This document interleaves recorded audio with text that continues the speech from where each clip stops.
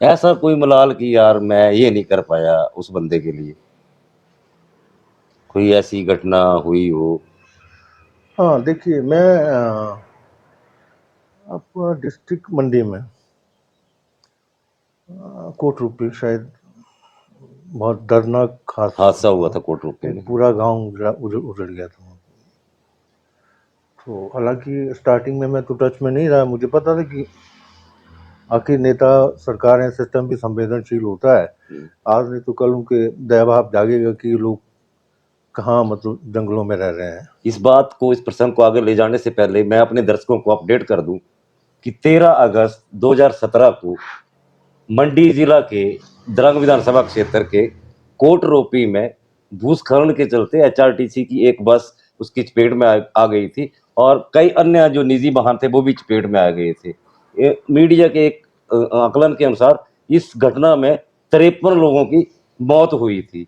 ये इतना हृदय विदारक घटना थी कि इसको लेकर तत्कालीन प्रधानमंत्री नरेंद्र मोदी ने ट्वीट किया था, और वहां पे लाशों को निकालने के लिए कई दिन लगे थे।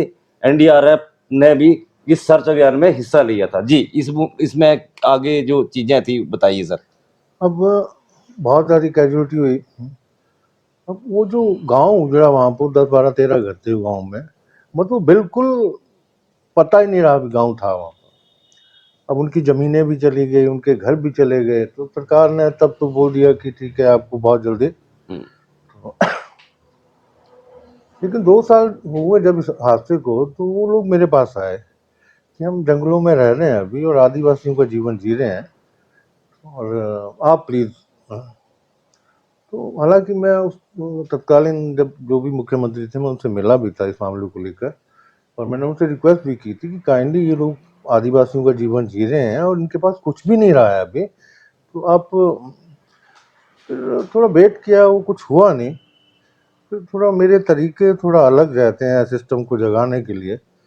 फिर मैंने एक श्राद्ध का आयोजन किया वहाँ, उसी हादसे वाली जगह पर मैंने एक श्राद्ध का आयोजन किया। और हालांकि तब पूरे जिला की पुलिस मेरे पीछे पड़ गई थी, लेकिन अपनी टीम के जरिए या मीडिया के थ्रू मैंने खबर पहुंचा दी कि मैं उस सेम डे में चंबा में हूँ, मंडी में नहीं हूँ।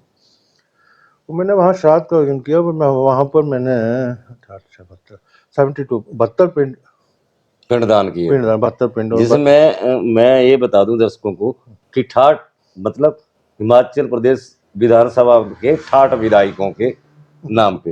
एम आई राइट? हाँ बिल्कुल। और इसके अलावा जो वो थे, बोल के किया, वो जो ये जो अपने चार ये अपने या लोकसभा के लिए जाते हैं, और 2 शायद राज्यसभा के लिए जाते रसुद्दीन हैं। है, पर दो उस टाइम पे राज्यसभा हाँ में थे। दो हाँ। तो 76 पिंडदान किया, और मेरी टीम के कुछ लोगों का मुंडन भी हुआ वहाँ पर।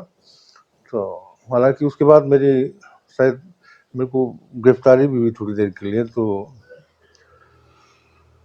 वो किया। लेकिन वहाँ तक वो मामला, मत मुझे मलाल है कि आज भी वो कहीं फाइलों में अटका है। उसके बाद मेरे ऊपर भी कुछ षड्यंत्र हुए, तो मैं थोड़ा।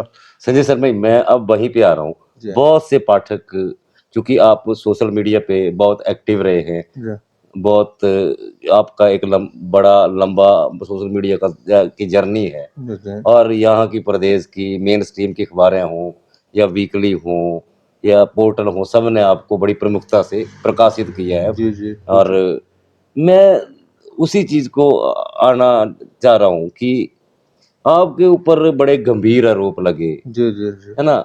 और कहीं ना कहीं पे एक, जो जैसे कहते हैं ना कि सूरज को दाग लगने वाली स्थिति में थी। जी तो जी ये जो मीडिया था, जिनके लिए आप एक सोर्स की तरह काम करते थे, फील्ड की रिपोर्ट लाके उनको वीडियो उपलब्ध जी कराते थे, जी जी कंटेंट जो है वो प्रिंट मीडिया को फोटो उपलब्ध करवाते थे, जी जी है ना? तो जब आपका बुरा दौर था, आपके ऊपर आरोप थे और आप उनको झेल रहे थे, तो ये जो मीडिया था वो कितना आपके, क्या कभी ये जानने की कोशिश की, कोई ऐसा पत्रकार आपके पास आया जिसने आपके पक्ष को जानने की कोशिश की कि जो आरोपी है उसका क्या बयान है, उसका क्या, कहीं ये आरोप सही भी है या कोई मैनिपुलेशन है, या आरोपी का जो पक्ष था उसको सुनने के लिए वो मीडिया कहीं था आपके साथ? हाँ देखिए बाबू जी, अब मेरे जैसे व्यक्ति को, मैं मीडिया का वैसे बहुत धन्यवादी हूँ, क्योंकि मेरे जैसे व्यक्ति को बनाया ही मीडिया ने। और मीडिया ने मतलब मेरे हर एक उस स्टेप को या हर एक उस खबर को आंखें बंद करके छापा, क्योंकि मीडिया को ये एहसास था कि मैं मौके से करता हूँ और मैं मौके पर जाके ही कुछ बातें लिखता हूँ या बोलता हूँ। लेकिन बाबू जी, डोंट माइंड, आप भी बुरा मत माने, मीडिया आज की डेट में दो धारी तलवार हो गया है। जब मेरे ऊपर ये सब षड्यंत्र या ये साजिशें या इस तरह के गंभीर आरोप लगे, मीडिया ने छापा। पर मुझे नहीं लगता कि किसी ने भी फैक्ट चेक किया होगा, है? मतलब फैक्ट चेक नहीं किया, बट मतलब जो बोला गया वो छाप दिया, है? और कुछ लोगों ने तो मतलब मेरे पर आरोप लगने से एक दिन पहले ही खबर को चला दिया, है? मेरे पास प्रूफ है उस चीज के। और मतलब मीडिया ने मेरे को डिक्लेयर कर दिया, मतलब फिर मैं तो मीडिया से हाथ जोड़ के बोला, यार अब आपने मुझे मेरे को डिक्लेयर कर दिया है तो सजा भी डिक्लेयर करो, खत्म करो कहानी मेरी, है? है? तो मीडिया मतलब इस रोल में आ गया कि वो न्यायालय के रोल में आ गया, बजाय इसके कि वो फैक्ट चेक तो करता, मेरा वर्जन तो रखता कि मैं क्या बोल रहा हूँ, ये मैं है। लेकिन ऐसा हुआ नहीं, तो आज की डेट में मीडिया दो धारी तलवार हो गया है। तो संजय शर्मा जी के मीडिया को लेके भी अपने शिकवे शिकायतें हैं। जब भी आपने एक्टिविज्म किया है, हमने कई रपटों में, कई जो लाइव आपने किए या कई जगह अखबारों में खबरें छपी, तो ये देखा है कि जो पीड़ित है, उनकी आप तत्काल खुद की जेब से भी मदद करते जी हैं, जी कहीं जी जी राशन से, जी कहीं कैश से या कोई जिस चीज़ की ज़रूरत है। एक बड़ी ज़्यादा गॉसिप मीडिया के अंदर चलती रही है कि संजय शर्मा जी ये सारा कर कैसे लेते हैं? मेरा पूछने का मतलब ये है कि जो आपकी सोर्स ऑफ इनकम है, जी जी जी जी जी जी आप जो एक इतना बड़ा कैंपेन जिसमें कोई आपका इस तरह का कोई कोई आर्थिक बड़ा कोई सपोर्ट नहीं है कहीं से, आप जी जी सीधे जी अपने जेब से करते हैं। तो ये एक बड़ा जिज्ञासा है पाठकों को कि आप बताएँ, आपके जो हालाँकि ये इनकम टैक्स डिपार्टमेंट का मामला है, लेकिन जी जी चूँकि जी ऑलरेडी देखा है इस मामले को। और तो हम ये जानना चाह रहे हैं, थोड़ा-सा दर्शकों को ये बताएँ जी जी कि संजय शर्मा ये सारा काम कैसे कर पाते हैं?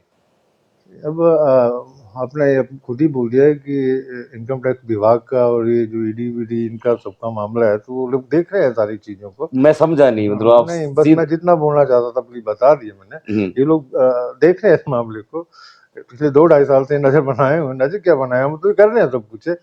अब प्रॉपर जवाब वो देंगे जब वो, नहीं। दूसरा,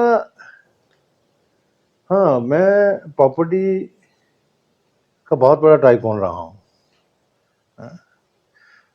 या मैं घबराऊंगा नहीं, या माफिया बोलिए आप, क्योंकि प्रॉपर रेरा के अंडर तो रजिस्ट्रेशन होता है प्रॉपर्टी डीलर का, है? But through out Himachal, all Himachal में प्रॉपर्टी डीलिंग नाम के धंधे का कोई रजिस्ट्रेशन है ही नहीं। और जिस चीज का रजिस्ट्रेशन नहीं है तो फिर वो माफिया में आ जाती है बात में। तो उस तरह के काम करता हूँ। बाकी मेरे साथ बहुत सारे एनआरआई जुड़े हैं, और मेरी टीम में कुछ ऐसे लोग हैं जो बहुत फाइनेंशियली साउंड थे, तो मौके पर मदद की, मैं किसी को भी बोलता था तो वो हो जाया करता था। तो अब बाकी जिसकी, अब मीडिया के लिए, अब बुरा ना माने तो अब सोने का अंडा देने वाली मुर्गी, तो अब लेकिन अंडा तो वो डेली एक ही देगी ना। अगर फिर काटने की कोशिश की गई तो फिर थोड़ा, अब वो जो आपका पहले वाला क्वेश्चन है वहां पर आता हूँ। जब काटने की कोशिश की गई तो फिर मैंने थोड़ा सा दूरी बना ली। मैं संजय शर्मा जी पाठकों को ये बताना चाह रहे हैं कि रियल एस्टेट का उनका जो मुख्य कारोबार है, रियल एस्टेट का कारोबार है। और जहाँ तक हिमाचल बिजनेस को समझ है या पता है, ये एप्पल ऑर्चर्ड भी के भी मालिक हैं। इनकी जो धर्मपत्नी है वो प्रदेश पुलिस विभाग की एक अधिकारी हैं। तो इनके ऊपर आय से अधिक संपत्ति के आरोप भी लगे हैं और ये मामले सारे न्यायालय में विभिन्न चरणों में है, तो इसलिए हम इनके ऊपर ज़्यादा बात नहीं करेंगे। तो ये इनका आधार है जो आर्थिक रूप से स्पॉट पे जाके मदद करते हैं। संजय जी, एक चीज़ और मैं जो आपसे जानना चाहूँ कई गॉसिप ऐसे भी चलते रहे कि संजय शर्मा ने तो इलेक्शन लड़ना है, जी संजय शर्मा ने कुछ लोग अपने मीडिया में फिक्स किए हैं जी जी जो बाय गवाए उसका मेक ओवर करते हैं और उसके बारे में अच्छा ही अच्छा बोलते हैं। जी जी। तो ये राजनीति में जाने की या जो जो एक महत्वाकांक्षा की आप चुनाव लड़ना चाहते हैं, इसकी क्या सच्चाई है? अब देखिए बाबू जी, अब आप लोगों के उससे एक्टिविज्म के, सोशल एक्टिविज्म के उस इस रास्ते पर मैं इतना आगे निकल गया कि एक तो मैं चाहूँ भी तो वहाँ से वापसी नहीं कर सकता। अब मैं चाहूँगा भी तो वहाँ से वापसी की, अगर मैं वहाँ से वापसी करने की कोशिश करूँगा तो मैं ख़त्म हो जाऊँगा, मुझे पता है। और उस लेवल तक जाके अगर मेरे जैसा व्यक्ति किसी की भी चाटुकारिता करता है या किसी की भी जी हजूरी करता है तो किसी लेवल पर होता है आज की डेट में। लेकिन बाबू जी, नहीं, पर आपकी बैकग्राउंड तो राजनीति वाली रही है। हाँ आपने मैं रहा हूँ पहले। आपने एक जिसको बोलते हैं सो कॉल्ड एक संगठन तैयार कर दिया था इस प्रदेश में। जी जी जी जी। उसका आई थिंक राहुल ब्रिगेड या राहुल गांधी ब्रिगेड, राहुल गांधी अखिल ब्रिगेड, और भारतीय उसके आप स्वयंभू अध्यक्ष हुआ करते थे। जी जी। तो बैकग्राउंड तो आपकी है, तो थोड़ा सा क्या थी और राहुल ब्रिगेड क्या थी नहीं और ये तब क्यों, ये बहुत शुरुआती दौर की बात है बाबू क्या जी। क्या था क्या तब ये शायद तब मेरी मंशा थी कि मुझे राजनीति में आना है? राजनीति में आना है। हालांकि मैं तो जब वो ब्रिगेड खड़ा किया तो आपको तो मालूम है 65,000 के तकरीबन मैंने मेंबरशिप खड़ी कर दी है। और अब तब मैं एक्टिविज्म में इतना एक्टिव नहीं था, सोशल एक्टिविज्म। तब मेरा फोकस था कि मुझे राजनीति में जाना है। वो ब्रिगेड खड़ा करके अब हुआ क्या कि बैटन कांग्रेस को, क्योंकि राहुल गांधी ब्रिगेड कांग्रेस मतलब कांग्रेस से रिलेटेड कोई संगठन या जैसे आप स्वयं भी बोल रहे हैं जो भी है। अब मीडिया में भी ऐसा हो गया कि राहुल ब्रिगेड की ज्यादा चर्चा होने लगी और बैटन कांग्रेस हालांकि दूसरे पेज पर आ गए खबरों में खबरों में चर्चा में भी चर्चों में कंट्रोवर्सी भी हुआ क्योंकि मतलब वो इनके यूथ के अध्यक्ष पुनिया करके हुआ करते थे ऑल इंडिया के हैं। उनको इन्होंने परमाणु बुलाया और यहाँ की अध्यक्षा ये जो अपने भारती भाई की वाइफ हुआ करती थी, क्या नाम है, नीरज भारती की वाइफ। हाँ नीरज भारती की वाइफ। तो इन्होंने पीसी की और हम पर आरोप लगाए कि ये लोग मेंबरशिप के और ये फेक है तो वहां फिर कोर्ट में फिर मेरा भी स्टेटमेंट आया कि ठीक है कोर्ट में जाओ अगर ऐसा वैसे था। लेकिन बाद में मुझे फिर क्या हुआ कि वर्तमान में प्रदेश के सीएम है, मेरे अच्छे रिलेशन है सुक्खू भाई से। सुक्खू भाई ने बुलाया। अच्छा। फिर मुझे कहा कि ये आपको बैटन कांग्रेस में लेते हैं और आप ये ब्रिगेड को इसका चैप्टर क्लोज करो। तो मुझे भी लगा कि तो मतलब आप सीधा सीधा चुनाव नहीं लड़ना चाहते हैं? नहीं, मतलब ये आप मैं बिल्कुल स्वीकार नहीं, कर, चुनावी राजनीति में नहीं आऊंगा। तो मतलब आप किंग मेकर बनना चाहते हैं? बिल्कुल चुनावी राजनीति में नहीं आऊंगा। मतलब राजनीति के किंग मेकर बनने की हसरत वाले हैं फिर? हाँ ऐसा भी नहीं है फिलहाल कुछ भी। हाँ मैं भुट्टू राम या शीला देवी के लिए है? मतलब किसी भी रास्ते पर चलना पड़ेगा उस पर चलूंगा। आप समझ रहे हैं ना मेरी बात? अगर उनके लिए वहां भी जाना पड़ेगा तो जाऊंगा, अगर वो रास्ता भी इख्तियार करना पड़ेगा तो करूंगा। आरटीआई मूवमेंट में जब अरविंद केजरीवाल थे तो एक इंटरव्यू में उन्होंने मेरे एक सवाल के जवाब में कहा था कि मैं कभी राजनीति में नहीं आऊंगा, और उसी के बाद जब दोबारा उनसे मुलाकात हुई तो मैंने उसी सवाल को जब दोहराया उनके सामने, और ये दोनों प्रसंग मंडी के हैं जी। तो उनका खुद का ये जवाब था कि जो सोशल एक्टिविस्ट है वो सिर्फ नारे ही लगा सकता है।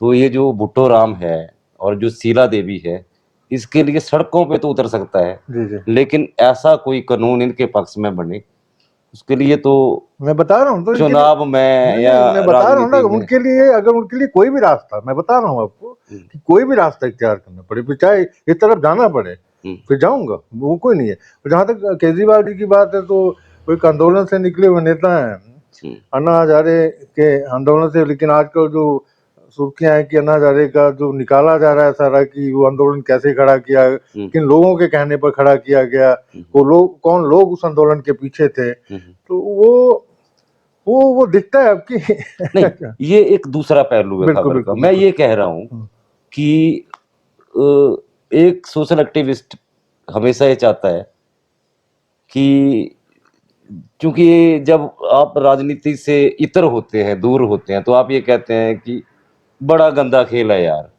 बिल्कुल बिल्कुल बिल्कुल। लेकिन जब आप देखते हैं कि हमारे मुखर होने से, हमारे चीखने सुनाने से, हमारे सड़कों पे उतरने पे भी कुछ हो नहीं रहा है, वो भुट्टो राम और उनका क्या बनेगा, वो उसका मसले का हल नहीं हो रहा है। और मसले का हल जब व्यवहारिक लगता है कि राजनीति है, तो मैं उन परिस्थितियों की जो चीजें हैं कि जो एक्टिविज्म है, जी जी, जो सोशल एक्टिविज्म है, उसको पॉलिटिकल एक्टिविज्म में बदलूंगा। बदलने के लिए जब तक पहल नहीं होगी, तब तक वो भुट्टो राम और वो वैसे ही चीखते चलाते रहेंगे और हम उनके लिए सड़कों पे उतरते रहेंगे। तो मैं फिर बार बार ये सेंसिटाइज कर रहा हूँ कि क्या इस तरह की कहीं जो आपकी सोशल, जो आपकी एक थिंकिंग है, जिस जिस आइडियोलॉजी और फिलॉसफी को लेके आप काम करते हैं, क्या ऐसी कोई लीडरशिप करने का मौका मिलेगा तो क्या आप राजनीति की तरफ देखेंगे? हाँ सुनिए सुनिए, अभी आप अब जबरदस्ती कुछ बुलवाना चाह रहे हैं, मुझे मालूम है आप बहुत सदे हुए और बहुत माहिर पत्रकार हैं, क्योंकि मैं आपकी लेखनी का खुद बहुत बड़ा फैन हूँ, कायल हूँ। खासकर आपकी पहाड़ी पर लिखी रचनाएं जो है वो,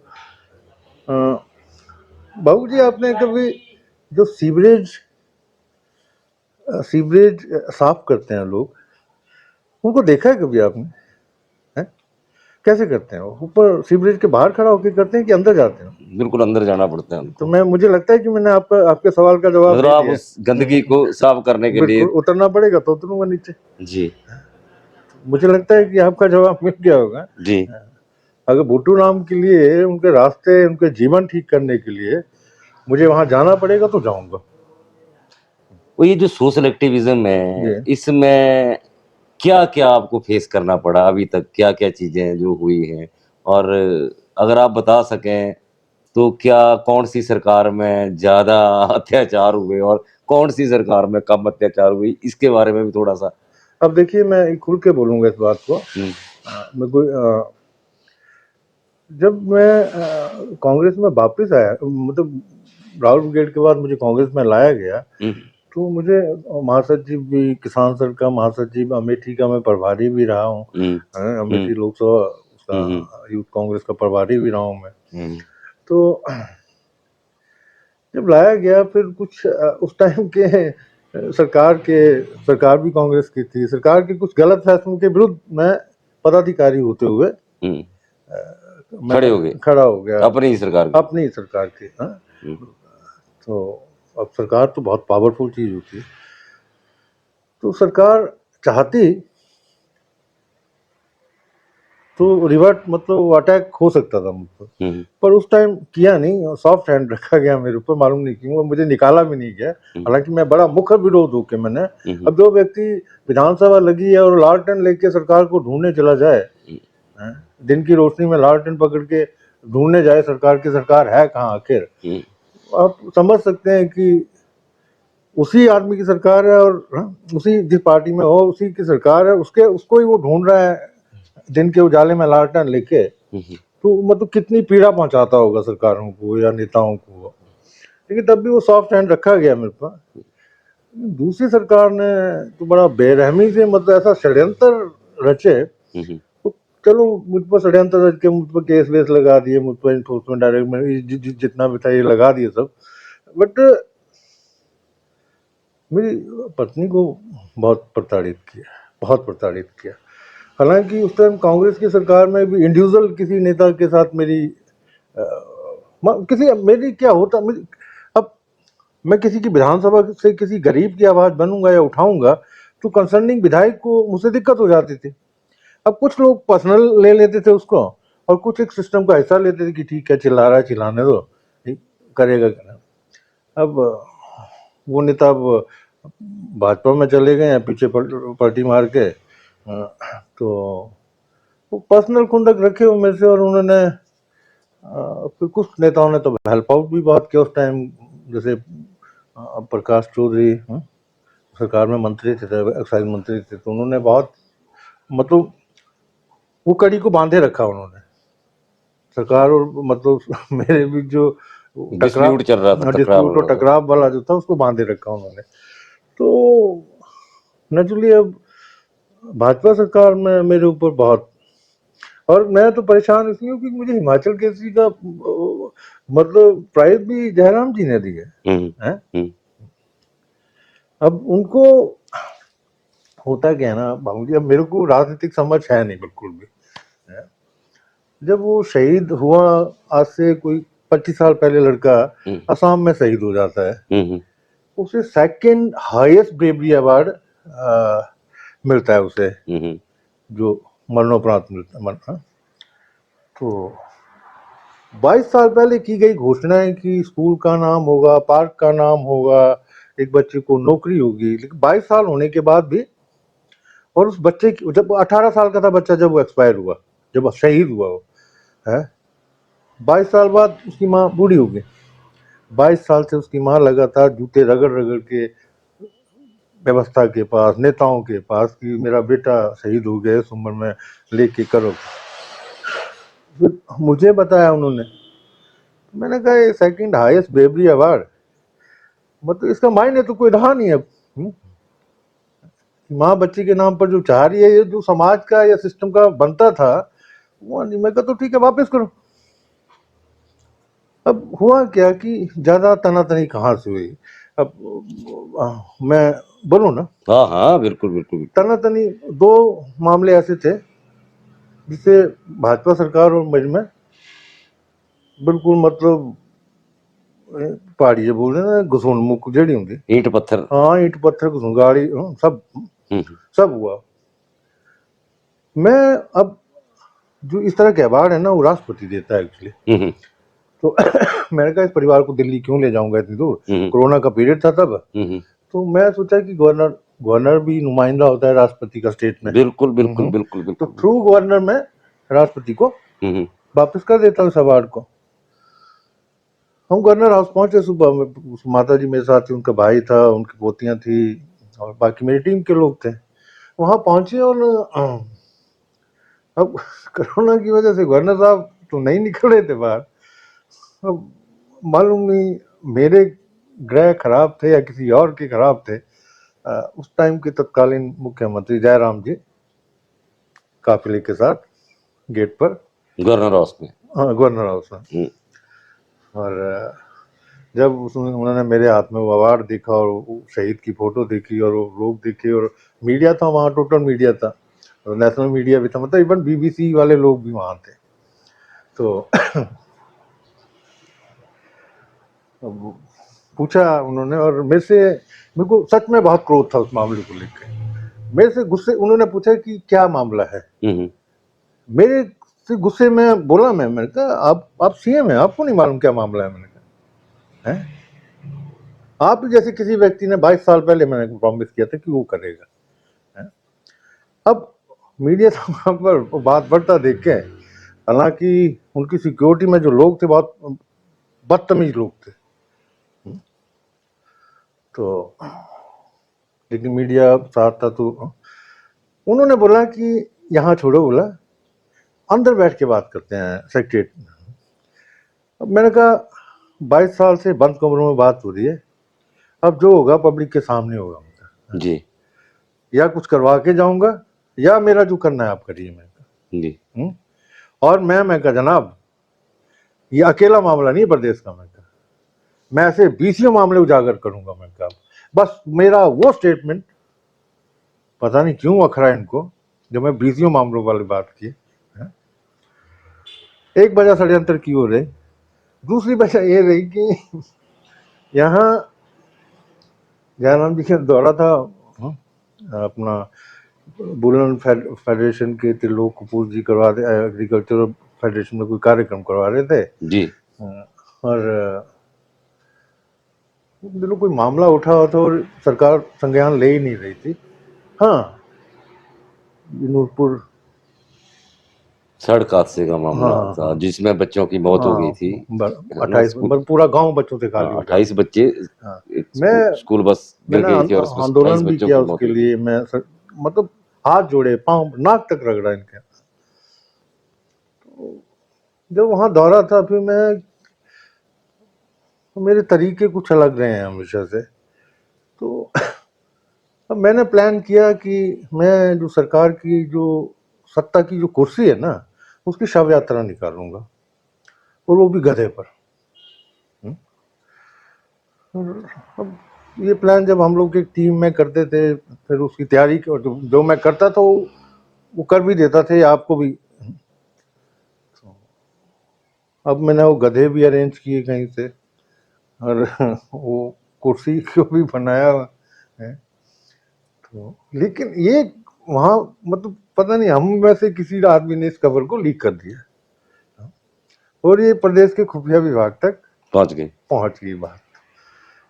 मुझे तब तक ज्ञात नहीं था, क्योंकि मैं जब भी इस तरह के अटैक करता था ना सरकार पर, तो सरकार को मेरा अटैक करने के बाद पता चलता था कि कुछ हो गया है। लेकिन ये मामला सरकार तक पहले पहुंच गया। अब ब्यूरोक्रेसी में कईयों की सांसें अटक गई हैं, क्योंकि मेरे बारे में ये तो सब जानते थे कि ये जो बोलता है वो कर देता है, हैं? तो मेरे साथ 10-15 लोगों की टीम थी, मैंने तैयार रखी हुई थी, हम्म, और 20-25 महिलाओं की एक टीम रखी थी। बट तो कुछ टाइम पहले वो मेयर भी रही एक में से, हैं? तो नाम नहीं लूंगा मैं। तो और मैंने ठीक है, मैं कहा ठीक, शाम को ही मैं पालमपुर में थे, जब उनका रोटरी में कार्यक्रम होगा, ठीक उस टाइम मैं वो गधे निकाल लूंगा और ये शव यात्रा शुरू कर दूंगा।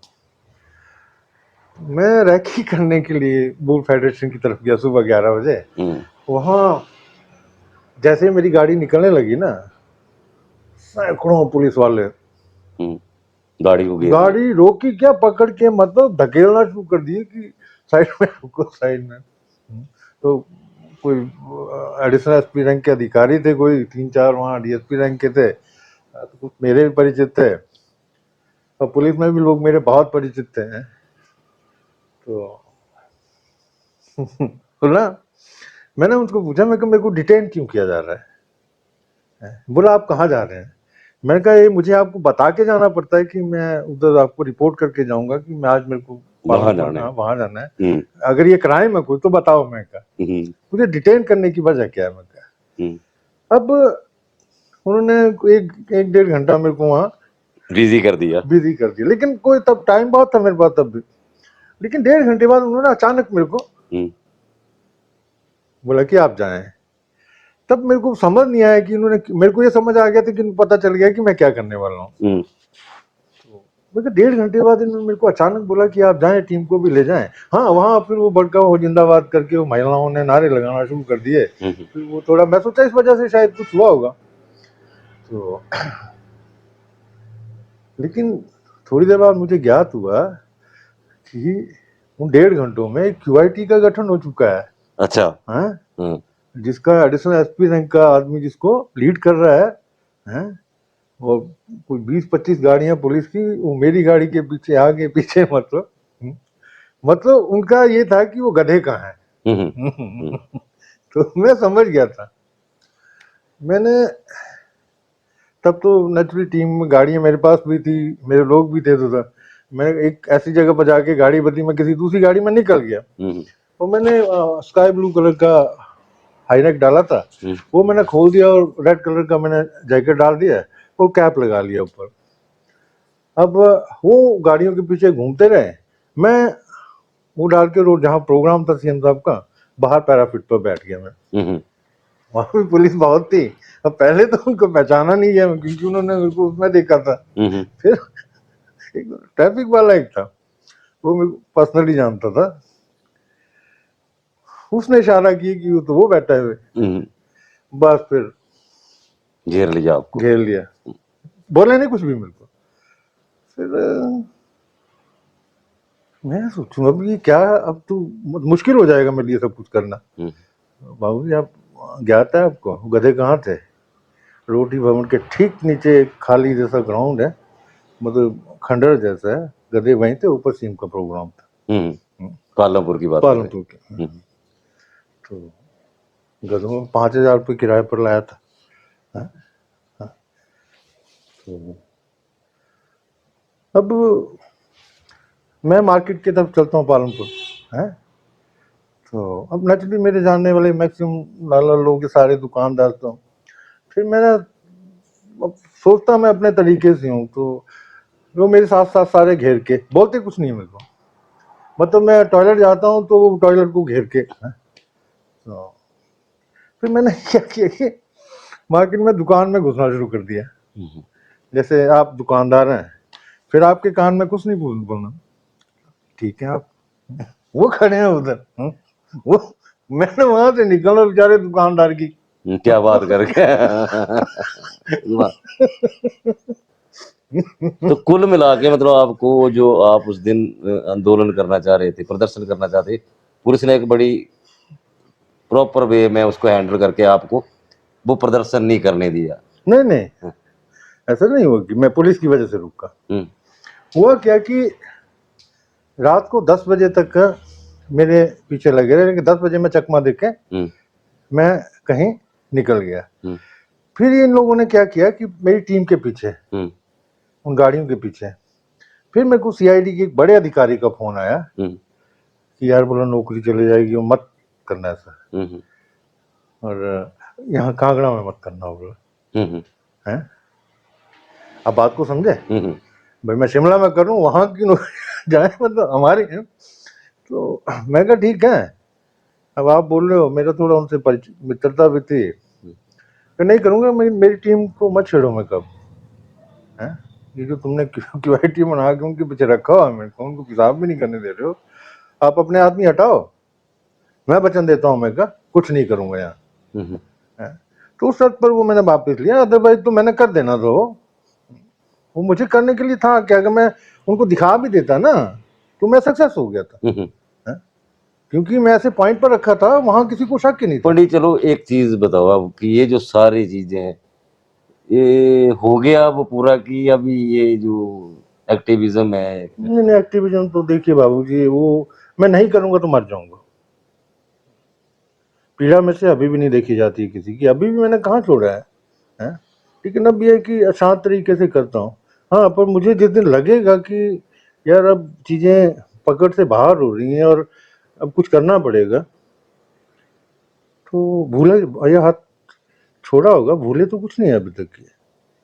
एक बड़ा इशू है जो यूथ को लेके है, खासकर ये जो ड्रग एडिक्शन बड़ी बात है, जो खासकर चिट्टा जो है, और हर दिन इस ड्रग के पकड़ने की खबरें, इस ड्रग से मरने की खबरें, और जो यूथ है उसकी अगर आप एज देखें तो 15 साल का लड़का, स्कूल गोइंग, 14 साल की लड़की, 20 साल की लड़की, और पहले तो ये कई शहरों तक की सीमित था। अब तो मतलब आप ये कहें कि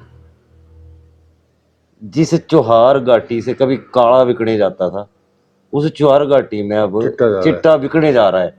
चौहार घाटी इसलिए बदनाम थी कि वहां पे भांग, चरस और अफीम होती है, लेकिन आप मानोगे कि अब उस घाटी तक जो है वो चिट्टे का चलन प्रचलन बढ़ने लगा है। तो इस ये जो समस्या है, हालांकि इसके ऊपर कई संस्थाएं अपने अपने तरीके से अलग अलग जगहों पे अलग अलग पॉकेट में काम कर रही है, लेकिन एक जिसको प्रदेश व्यापी आंदोलन या कुछ ऐसा जो मैकेनिज्म बना के, इसके दो चीजें हैं, एक तो जो इसकी सप्लाई चेन है उसको कैसे काटा जाए, और जो एडिक्शन के शिकार हैं बच्चे उनको कैसे सुधारा जाए। तो इसको लेके क्या कुछ काम करने की जरूरत है, कुछ इस तरह से?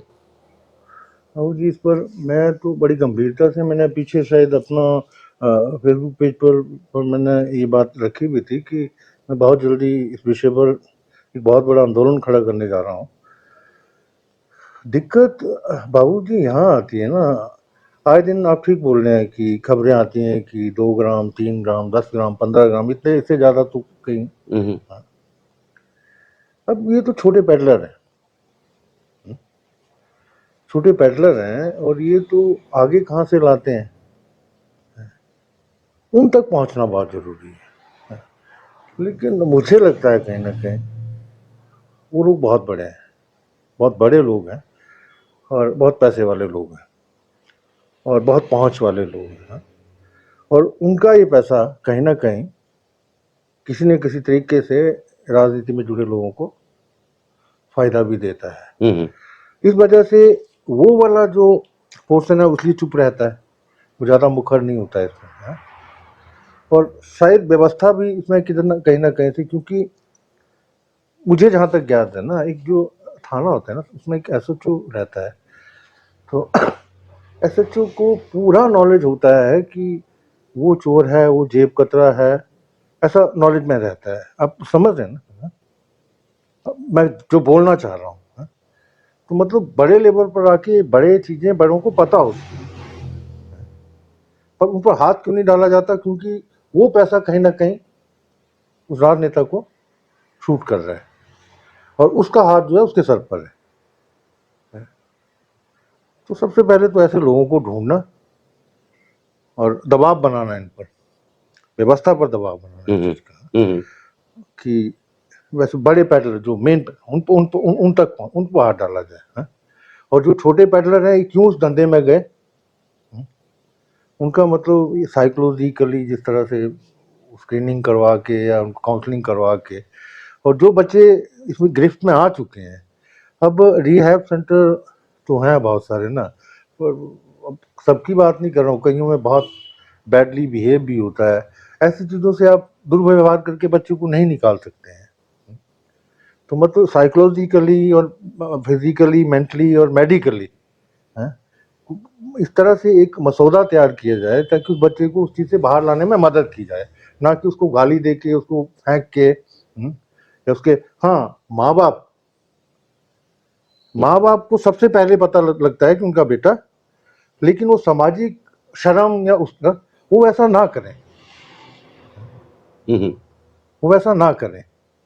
या फिर जब बच्चा, मैंने लिखा था कि 1 लाख रुपया दो, मैं लाऊंगा और मैं 10 लाख कमा लूँ, तो माँ बाप को कई बार लगता है कि ठीक है 1 लाख दे रहे हैं 10 लाख आएगा, ऐसा ना करें वो, क्योंकि वो वैसा करने से समाज में अन्य बच्चों को जीवन से नहीं खेल रहे हैं वो, सबसे पहले अपने ही बच्चे के जीवन से खेल रहे हैं वो, क्योंकि वो बच्चा 1 लाख का जब लेके आएगा और कब खुद उसकी गिरफ्त में आ जाएगा कोई पता वो नहीं। पता ही नहीं चलेगा। तो माँ बाप को भी सबसे पहले, जिनका बच्चा, कोई शर्म वाली बात नहीं है, जिनका बच्चा इस नर्क में चला गया है, वो सामने आए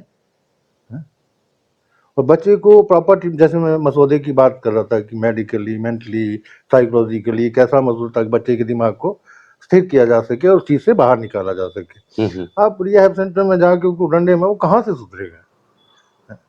तो इस तरह की व्यवस्था की, तो मैं बहुत जल्दी इस पर बड़े लेवल पर एक आंदोलन खड़ा करने वाला हूँ, व्यवस्था पर दबाव बनाऊंगा इस चीज को लेकर, ये चिट्ठे को लेकर। आपकी जो समाज सेवा रही, विभिन्न लोगों के लिए एक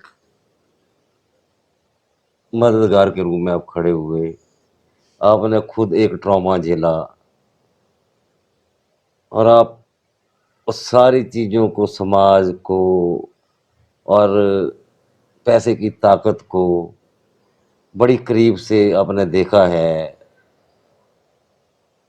तो आपने एक दो बार ये कहा भी है कि मैं इन सारे प्रसंगों को कहीं ना कहीं इकट्ठा करूंगा, जी जी ताकि एक केस स्टडी जो है मेरे ऊपर कि एक एक्टिविस्ट को, जी अगर किसी ने फ्यूचर में एक्टिविस्ट बनना है जी जी तो क्या क्या झेलने के लिए और क्या क्या काम करने के लिए एग्जाम्पल एक ब्लूप्रिंट बन के तैयार हो। जी जी तो क्या योजना है आप, क्या उसको लेके जो आपने अभी तक पूरी तरह से मतलब ये खुलासा नहीं किया है कि क्या है वो, क्या क्या कोई डॉक्यूमेंट्री की प्लानिंग है या कोई किताब या कोई, किस तरह से आप चीजों को क्या करना चाह रहे हैं। अच्छा बाबूजी, डॉक्यूमेंट्री से अच्छी है, अच्छा याद हुआ है, डॉक्यूमेंट्री मुझ पर एक बन चुकी है ऑलरेडी।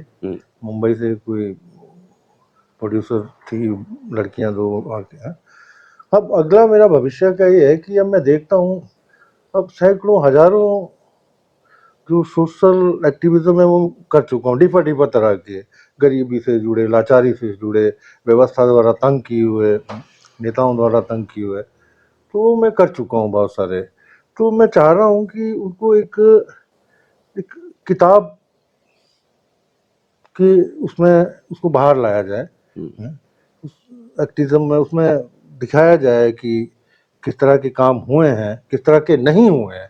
मतलब एक केस स्टडी जो है आपके कामों की, बिल्कुल बिल्कुल, वो वो किताब के रूप में लोगों के सामने बाहर लाई जाएगी, और और बहुत जल्द लाई जाएगी। उस पर काम शुरू हो चुका है अब। तो अभी भविष्य में प्लान ये है कि लोग उसको पढ़ें,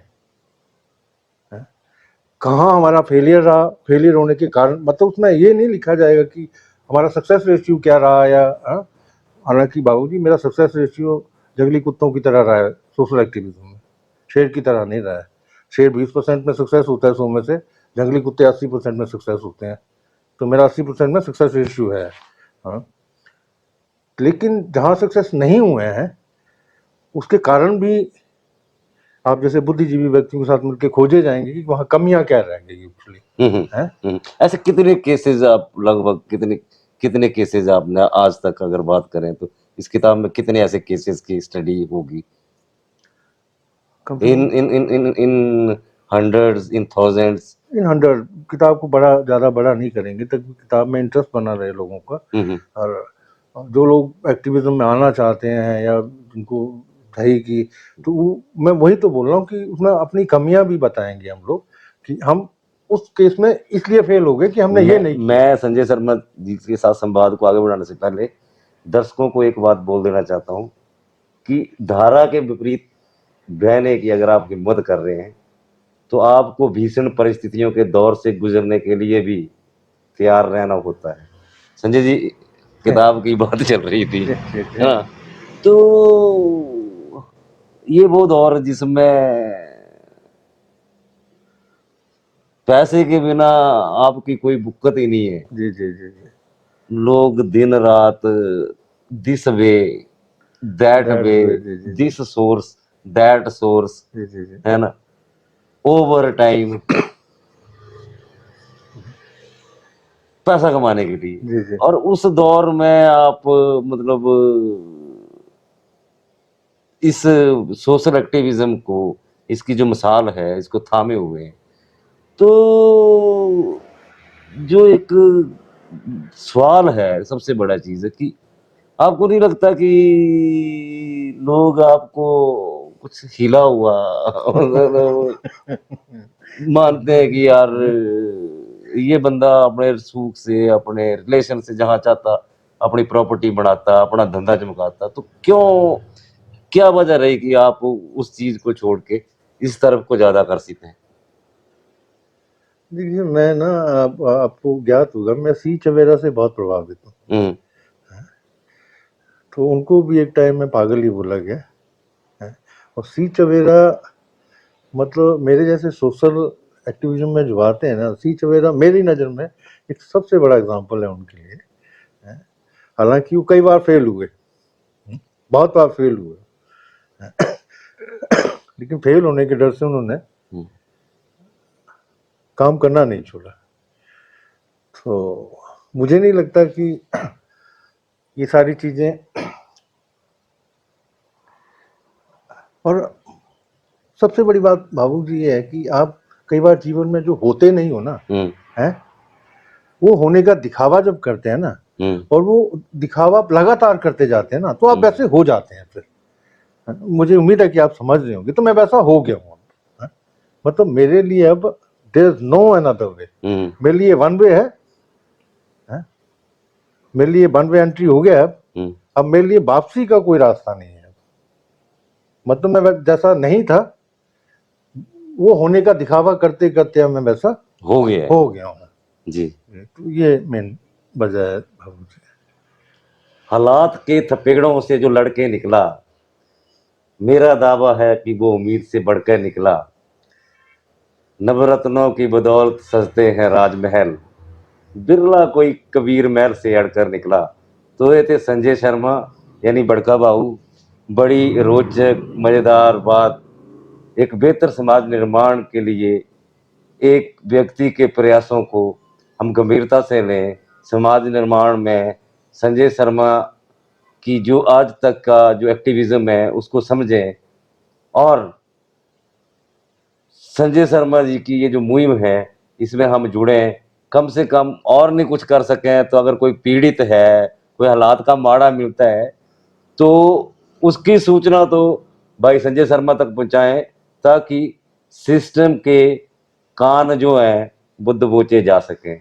बहुत बहुत धन्यवाद संजय भाई, बहुत बहुत मजा आया धन्यवाद जी। गपशप करने का। मैं एक अपील करना चाहूँगा। जी जी जी, करिए। तो कृपया जो भी देखने वाले हैं बिजनेस हिमाचल को, और भावुक जी के जो भी चहेते हैं या जो भी फैन है, मेरा अपने भी जो मुझे थोड़ा बहुत पसंद करते हैं, उन सभी से निवेदन है कि बहुत जल्दी मेरा बुक आएगा एक, और उसको काइंडली उस पर नज़र रखें और उसको पढ़ें, और उस बुक ठीक लगे तो अपना पूरा स्नेह और प्यार उस किताब को दें। धन्यवाद, धन्यवाद। और पाठकों के लिए एक खुशखबरी है कि इस बुक का जो कवर है वो सबसे पहले जो है हिमाचल बिजनेस पे जारी किया जाएगा। ये संजय भाई ने हमसे कमिटमेंट की है। जी जी जी जी, बिल्कुल, ये बिल्कुल तो आप अपनी प्रति उस कमिटमेंट नहीं, मैंने भावुक जी से रिक्वेस्ट किया है कि वो हिमाचल बिजनेस पर ही प्रिंट कवर जो इसका है उसको विमोचन करने और इसको पब्लिश करें। ये तो ये मैं विनम्र निवेदन किया है बिजनेस हिमाचल से और भावुक जी से। तो आप सभी से भी निवेदन है कि काइंडली बुक को